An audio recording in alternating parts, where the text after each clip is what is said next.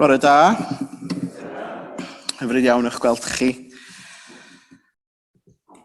Wel, gadwch chi ni droi at Emyr Rhif 830, os gwelwch yn dda. 830, o ddiw ein craig an noddfa, rhonawdd i'r gwan a'r tlawd, mwyn dy anwyl Iesu a anwyd i ni'n frawd, ddyrostwng bob gormeswr, sy'n mathru hawliau dyn, ac achub y trieiniaid, a grewyd ar dy lun. 830.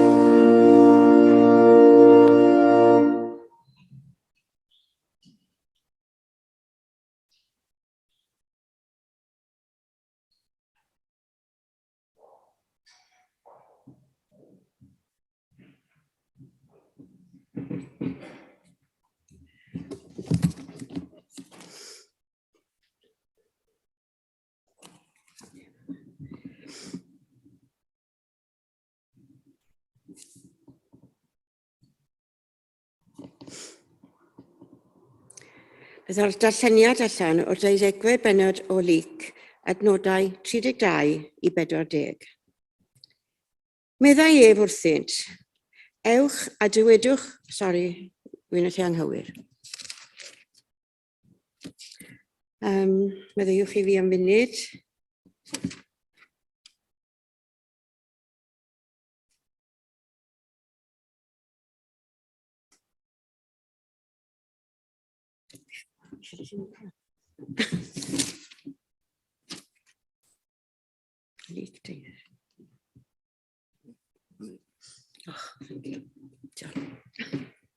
Sorry.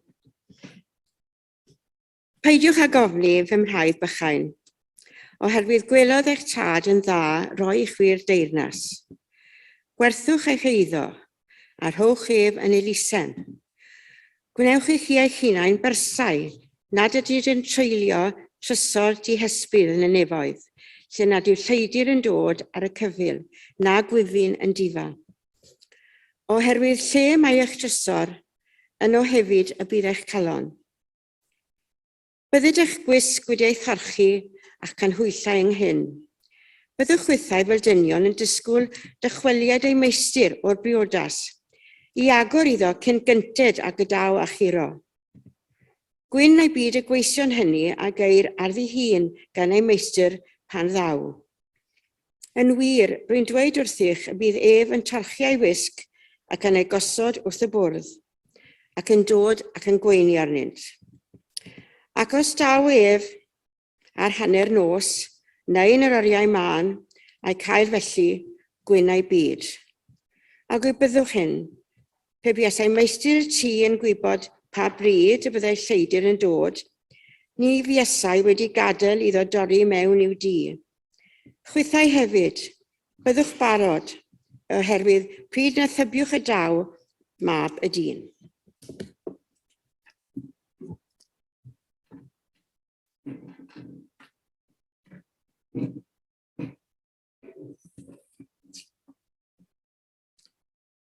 Diolch o galon.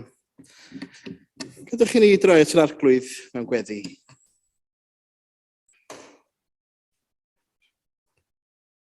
O Dduw ein tad, nefel a sanctaidd, da ni'n diolch i ti unwaith eto am y cyfle i ddod ger dy fron di. Duw cariad wyt ti, rhoddwr popeth sydd yn bod, a da ni'n gweddio arnat heddiw mewn ffydd a gyda diolch garwch. Yn diolch i ti am dy ras, am dy gariad, am dy heddwch. Da ni'n gweddio dros dyn hunan, dros dyn gilydd, a dros dyn teuluoedd a'n hanwyliad. Yn diolch i ti am bawb sy'n gofalu.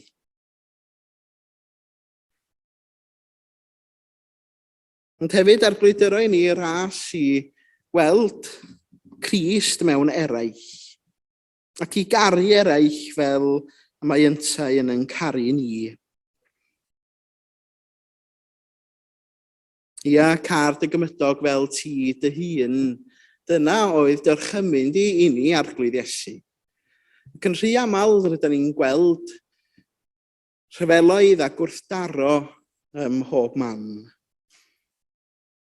Hunanoldeb, gweld bai, yr awchu i fod y flaenaf gan adael y gweddill ar ôl. Da ni'n meddwl am y tlodion, yn meddwl am y rhai sydd yn dioddaf o ganlyniad i newid hinsawdd yn ogystal. Yn dod yn ôl eto at y gorchymyn yma arglwydd, mae rhaid i ni garu yn gilydd. Mae rhaid i ni garu'n cymydog, fel yr hoffwn ni gael yn caru'n hunan. Da ni'n llawenhau yn dy gariad di. Y cariad sydd wedi cael ei gynnig i bob un ohona ni drwy yr arglwydd Iesu Grist. Ceisia a bendithia bawb sydd yn ceisio cyfryngad y gymorth di. Da ni'n dyfaliannu di hefyd am dy holl roddion i ni, am y byd ac am bopeth sydd ynddo. Ac yn wrthio ni ath bobl i rannu pob math o gyfoeth, ond ysgan ni weithredu mewn cyfiawnder fel y geith heddwch ei sefydlu. Allan ni ddim llai na diolch hefyd arglwydd am yr wythnos sydd wedi bod, am yr eisteddfod, am y llu o dalentau a welwyd ar y llwyfan, am ein beirdd, am ein llenorion, am y dathliad o'n diwylliant a'n hiaith. Yn diolch i ti arglwydd yn bod ni yn gallu dathlu hynny dan darweiniad ditha hefyd arglwydd i greu Cymru ar dy lun. Da ni hefyd yn gweddio dros yr eglwys, dros bawb sydd yn gwasanaethu Iesu Grist a'i deyrnas o. Anertha ni hefyd arglwydd i dystiolaethu i ti. I fod yn dystiolaeth hyddiannol i ti yma ym Mhen-y-bont. Fel bod eraill hefyd yn cael y cyfle a'r siawns i glywed amdana ti, ac i fod yn rhan o'r cariad a'r gras sydd yma.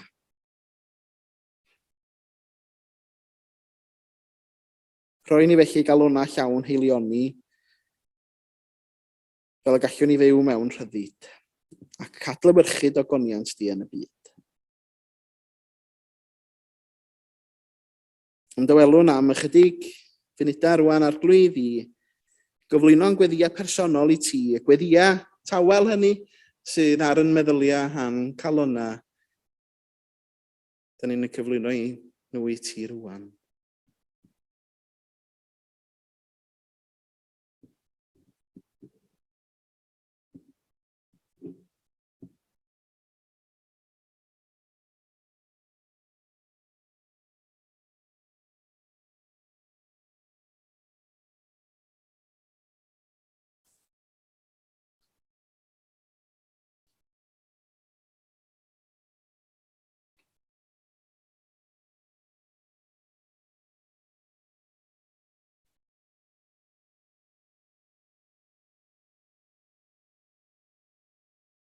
O Dduw ein tad, cyflwyno ni'n gweddiau i ti felly. Gan y bod ni'n gofyn hyn oll yn enw ac yn heiddiant yn harglwydd Iesu Grist, yn dysgodd i weddio i ddweud gyda'n gilydd. Ein tad, rhwng yr wyt yn y nefoedd, sancteiddiau'r denw, deled y deyrnas, neler dewyllus, megis yn y nef, felly ar y ddaear hefyd. Dyro i ni heddiw ein para benyddiol, a maddau ni ein dyledion, fel y maddeuwn unau ein dyledwyr, ac nac arwain ni brofedigaeth, eithyr gwared ni rhag y drwg, gan ei seiddo tiw'r deyrnas, a'r nerth, a'r gogoniant, yn oes oesoedd. Amen. Gadwch chi ni barhau yn yn hyddoliad drwy ganu am yr rhif 597. 597. O ysbryd byw dylifad rwom, byw had y waith a grym y groes. O ysbryd byw tyrd gweithia ynom, cymhwysa ni i her ein hoes. Ac yn y blaen 597.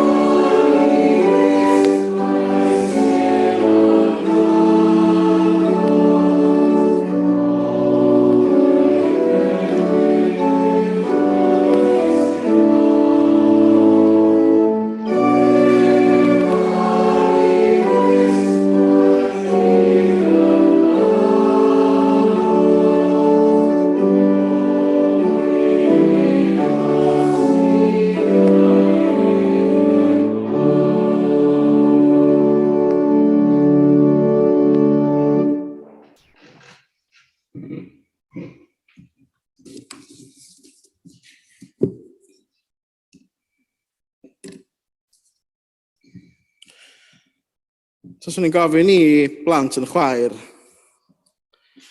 be di trysor? Neu swn i'n deithio nhw mynd i ddod o hyd i drysor. Mae'n siŵr fysa nhw yn dechrau sôn am forladron, cist llawn aur, coron brenin neu brenhines, gemau gwerthfawr.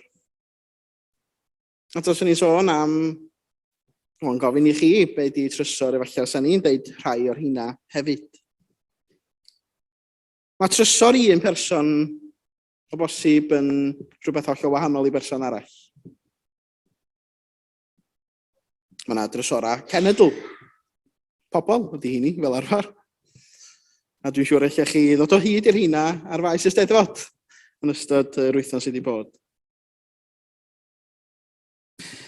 Reit, os o'n i'n gofyn i chi beth ydych chi'n ei drysori fwyaf, dwi'n siŵr fysa gen ni sawl atab gwahanol. A falle fysa hynna yn dod yn bethau fel teulu, ffrindiau, gymuned. Falle bod o'n lun yn atgof. Pethau da ni'n ei drysori ydy hynna. Sôn am drysor gwahanol sy'n yn y darlleniad ni heddiw. Sôn am drysor nefol. Trysor sydd ddim yn faterol. Mae'r darlleniad heddiw yn dilyn yn syth ar ôl dameg o'r ynfytyn cyfoethog, lle mae Iesu wedi dangos i ni ffolineb chwennych eiddo a dyrchaddu pethau deiarol yn hytrach nag a perthynas gyda Duw. Nes i glywed joc unwaith wedodd plentyn ymrawd, Thomas. Mae o'n mynd drwy gyfnod lle mae o eisiau deud jocs. Mae o'n 10 oed. Ac mae o'n casglu jocs ar y funud. A mi ddwedodd o joc wrtho fi. A gewch chi glywed y joc? Da chi eisiau clywed y joc? Oes. Ond ni'n meddwl fysa chi. Bo' na ddyn wedi cael ymweliad gan ryw angel. Reit, a ddwedodd yr angel, dwi'n gwybod y diwrnod pam byddi di'n dod i fyny ar nefoedd, ond cyn i ti ddod, mi gyd i ddod â un peth gwerthfawr efo chdi. Pan ddath y diwrnod, mi ath o fyny ar nefoedd, a mi ddwedodd yr angel wrtho fo, agor dy fag a dangos beth yw'r un peth gwerthfawr sydd wedi dod efo ti. Ac yn y bag, roedd o'n llawn o blociau o aur. A roedd yr angel yn dechrau chwerthin. Pan ti chwerthin fydd ar dyn, wel, ti wedi dod â rhan o'r palmant efo chdi. Hynny ydy, wrth gwrs, edrychad o gwmpas, mae'r lle mae'n llawn aur.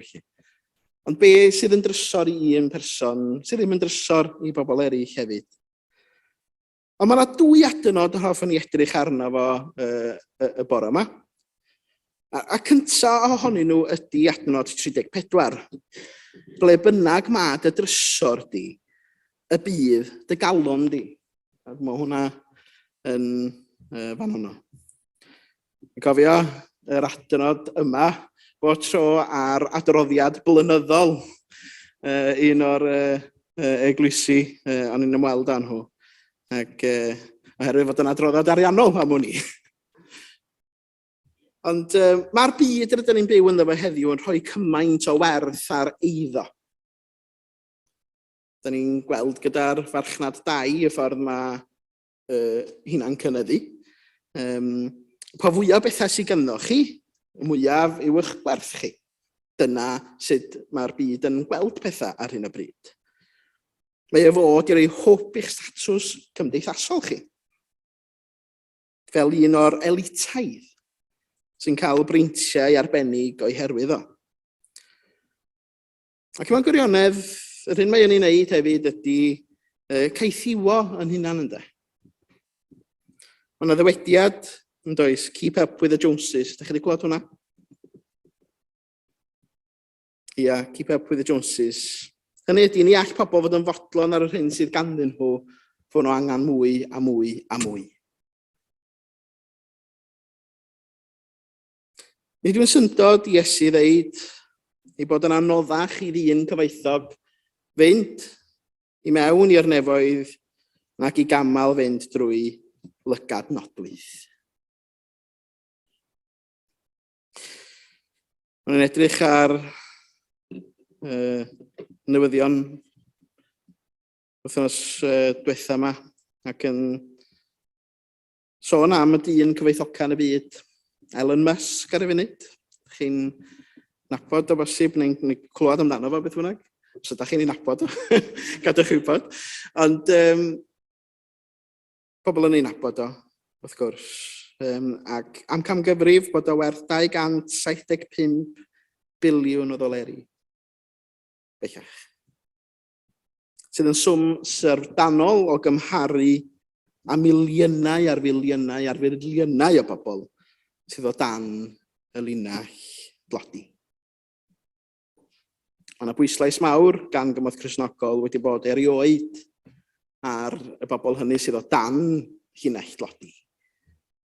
A hefyd am y bobl yma yn cymharu yr 1% gyda gweddill y byd.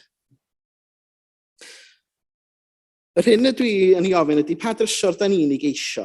Pa drysor sydd yn cael ei gyflwyno i ni yma? Y drysor o'r un sy'n cael ei rhoi i ni ydy Iesu Grist ei hun ynddo. Ond dyna pam ei ddod o'n anrag nadolig i ddod yn cael ei roi i ni.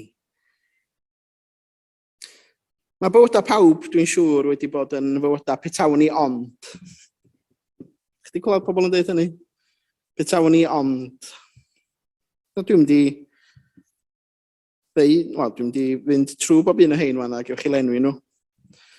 Petawn i ond yn berchen ar blanc. Gewch chi lenwi hwnna, efo rhyw feddiant. Pe bawn ni ond yn gallu llenwi fo efo rhyw gamp. Petawn ni ond yn byw yn ar y bont, dwi ddweud. Pe bawn ni ond yn edrych fel, hwnna'n cael ei ddeud o hyd gan bobl ifanc, yn aml iawn. Petawn ni ond wedi cyflawni hyn. Pe bawn ni ond wedi gallu meistroli hyn.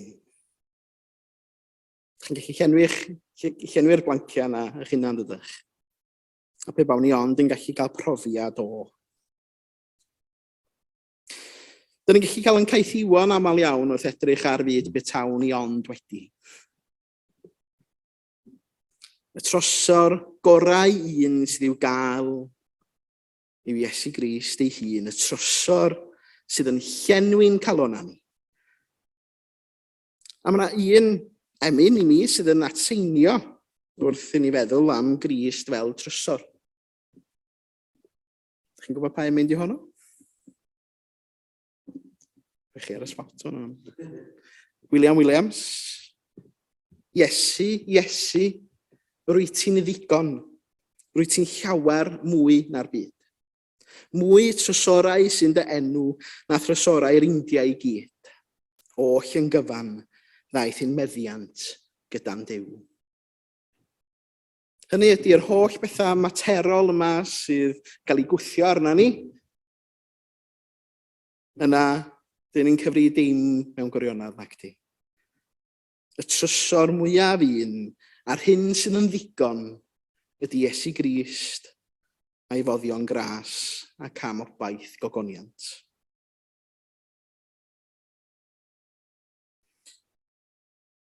Yr ail adnod felly ydy adnod 35 sydd yn dilyn. O all bod nhw'n dilyn a bod nhw'n neidio. Byddwch yn barod bob amser a chadwch eich lampau yn olau. Pan o'n i'n y coleg, fe gawson ni gyfle i fynd draw i Efrog Newydd i berfformio. Oedd i ar Broadway. Ac oedd y bws yn gorfod gadael yn brydlon reit am 5 yn bora. Dwi'n reit, dwi'n berson sydd yn codi reit bora. Ond nid hynny oedd y stori i yn ffrind. Oedden ni'n byw yn yr un neuadd felly. Ac yn noson cynt, o'n i wedi bod yn drefnus, o'n i wedi pacio bob dim yn ddel. Ac mi deffrys i am 4 o gloch bora, gael cawod, mynd i wneud panat, coffi. Ac chwarter i 5 a clywed dim o'n ffrind yna. Dyn nes i draw at y drws yn mynd, ti'n barod? I be? Wel, da ni'n mynd. I lle? Wel, da ni'n mynd i Efrog Newydd mewn 15 awr. Be? Is i fewn i'r stafell, roedd y ces ar y gwely yn de, heb ddim byd ynddo fo.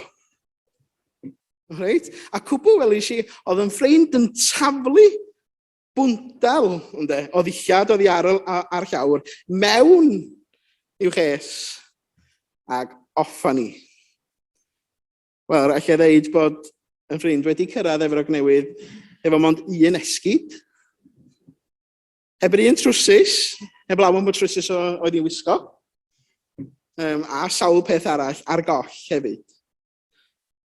Ond mae angen bod yn barod yn does. Mae yna bethau mewn lle sydd yn paratoi ni. Ia, y paratoi i mynd i Efrog Newydd yma yna. Ond mae yna wers yma yna hefyd i ni fel Cristnogion i baratoi, ynde. Be da ni'n gwneud yn yr amser yma rwan cyn i Grist ddod yn ôl. Sôn am ail ddyfodiad Crist sydd yma. A dydyn ni'n siarad digon am ail ddyfodiad Crist, dwi'n meddwl. Ond y gair wedi ei wisgo yma'n hyn yn y Groeg ydy perisonymi. Hwna'n air perisonymi. Sy'n golygu i wisgo belt neu gwregis o gwmpas eich canol. Gwisgo ar gyfer gwasanaeth, paratoi ar gyfer gweithredu. Bob y bildar, mae'n siŵr, yn rhoi belt am ei ganol efo'r tools. Dwi'n yn gwisgo belt sydd hefo un byd penodol ar gyfer yn waith. Ond mae yna rhai yn does proffesiynau sydd yn gwisgo beltiau lle mae yna sawl peth maen nhw i hangan ar gyfer y gwaith felly. Ond dyna hefyd ddylen ni fod yn barod. Byddwch yn effro bob amser. Lle di'r adegau hynny lle rydyn ni yn cysgu? Lle da ni wedi bod yn cysgu yn ystod y blynyddoedd diwethaf? A i newid hinsawdd, neu ryfeloedd, newyn, tlodi, bancia bwyd, cydraddoldeb, iechyd meddwl. Yr holl angan yma sydd, a'r holl ddifrod sydd wedi bod hefyd.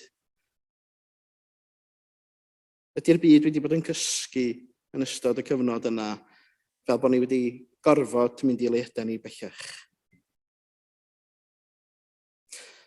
Mae angen bod yn barod gyda gair Duw, gyda'r ysbryd, wedi wisgo yn holl arfwisg Duw, yn barod i fynd ymlaen i wasanaethu fo.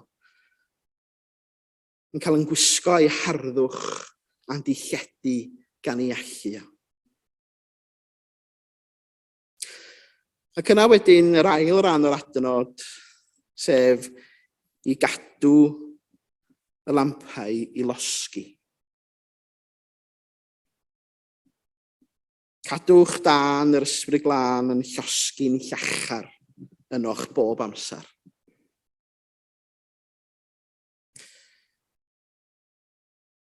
Mae stori Samuel bod tro i mi yn sôn am y golau yna oedd heb ddiffodd eto. Hynny ydy bod Duw ddim wedi gorffan gyda ni. Ddim wedi gorffan gyda'r genedl bryd hynny, ond y chwaith ddim wedi gorffan gyda ni. Diriwiad Cristnogol, ydym ni'n sôn amdano fo hyd. Dydy yr arglwydd Iesu Grist heb orffan gyda ni. Mae'r ysbryd glân yn dal i weithio yn ymhlith ni.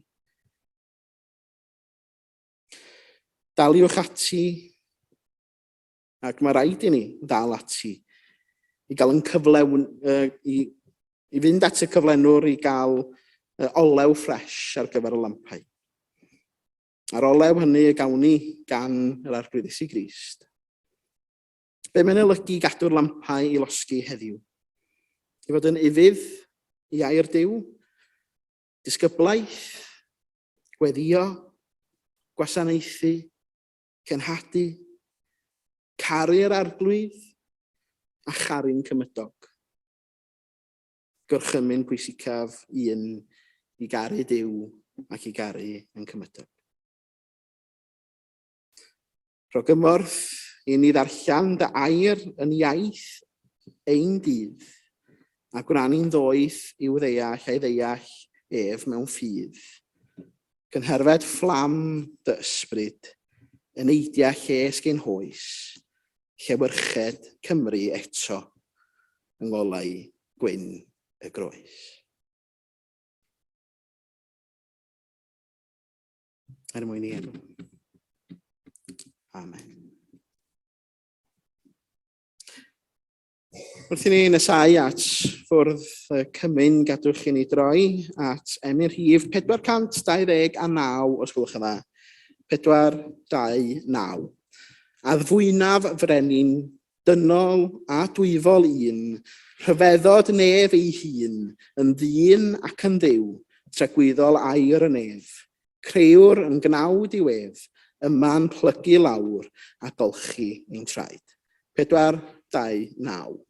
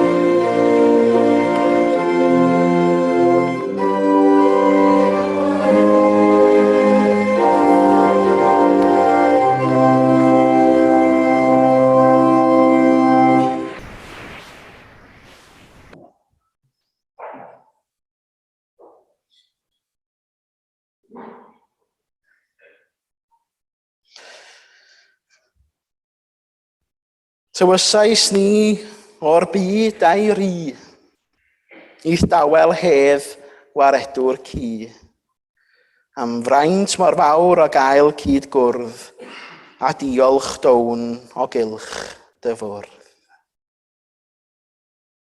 Braint ydy cael dod o amgylch y bwrdd gyda'n gilydd yn un teulu. Ar y sgrin mi fydd yna weddi, ac dwi am i chi, os gwelwch yn dda, i ymatab gyda'r geiriau arglwydd heilionus gwrando ein gweddi. Ydych ni weddio? Arglwydd wrth i ni ymgynnull fel teulu eglwys o amgylch y bwrdd. Rwy'n cofio am ein brodyr a'n chwiorydd yng Rhys drwy'r holl fyd. Yn enwedig ein cyd-aelodau sy'n methu bod gyda ni. Bod iddynt gael ei nerthu drwy dy gariad, fel y bydd y deyrnas yn parhau i dyfu lle bynnag y maint. Arglwydd heilionus, gwrando ein gweddi. Arglwydd gweddion dros bawb sydd yn sal a thros eu teuluoedd, a rhai sy'n gofalu amdanynt. Gweddion dros bawb o deulu'r eglwys. Arglwydd heilionus, gwrando ein gweddi. Arglwydd gweddion dros y rhai sydd wedi ymadael ar fuchedd hon, ac yn benodol arglwydd yn cyflwyno enw aelod o'r eglwys yma, gynnes. Yn gweddio drosto ac yn gweddio am y rhai sy'n galaru amdano a'r teulu.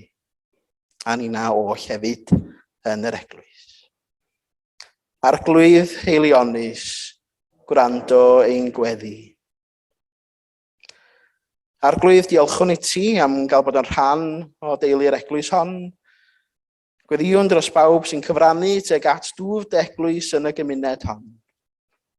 A roedd ein ddoethineb i ddirnad dewyllus, y dewrder i gwblhau'r gwaith, a'r adnoddau y maent arnynt ei hangen i gyflawni ei tasga.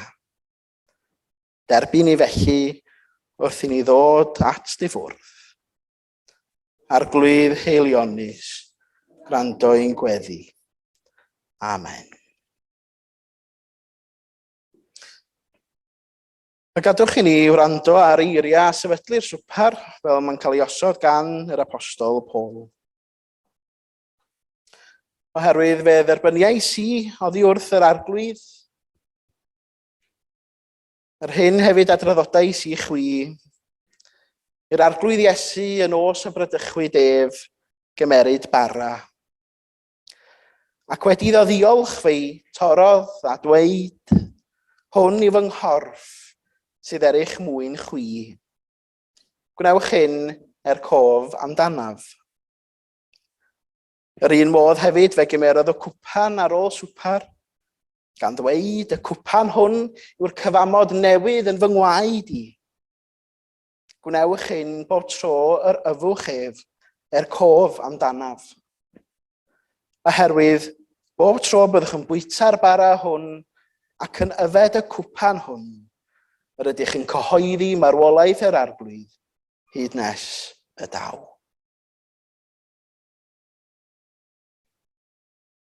Swper yr arglwydd yw'r wledd a'r bwrdd. Ac felly mae croeso unrhyw un sydd yn caru'r arglwydd Iesu Grist ymuno hefo ni o amgylch i fwrdd ef. Ewch gan hynny felly a rhannwch yr elfennau i blith eich cyd Gristnogion.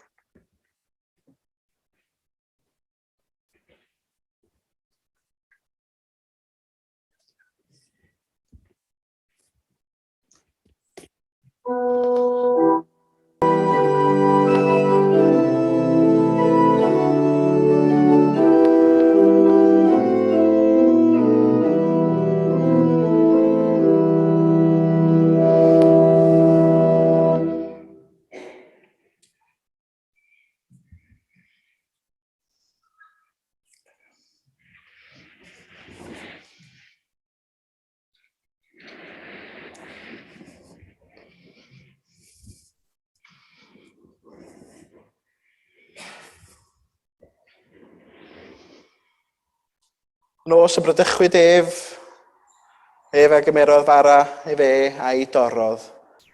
Gyda'i hwn yw fy nghorff sy'n cael ei dorri trostoch chi. Gadwch chi ni felly fwyta o'r bara cof amdano.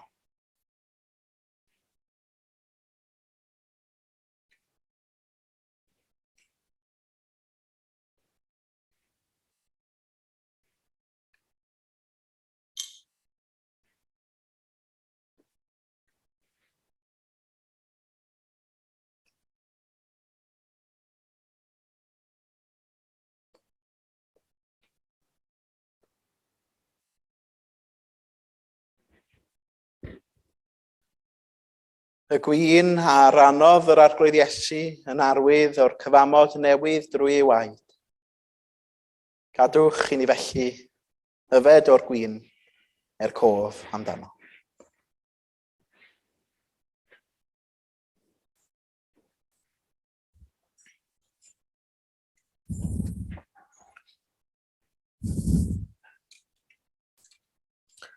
Dduw tragwyddol, cysur, gorthrymedig ac iachawdwr drychiedig. Porthais ni wrth ffwrdd bywyd a gobaith. Dysga ni lwybra a ddwynder a thangnefedd, mwyn i'r holl fyd gydnabod teyrnas dy fab, Iesu Grist, ein harglwydd. Amen.